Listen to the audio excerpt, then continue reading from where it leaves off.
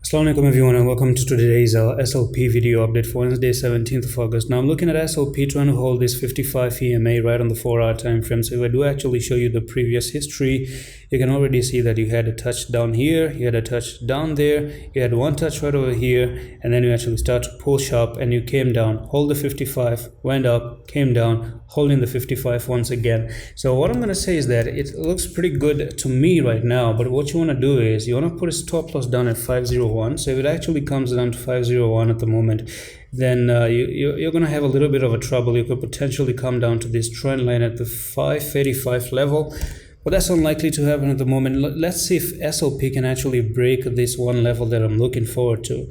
And I will be looking to actually play some trades up to that level, and that's going to be this one right here. If you ever do see SLP coming up like this again, breaking this level, back testing and holding that level, I'm just going to be ready to make an entry on SLP, right?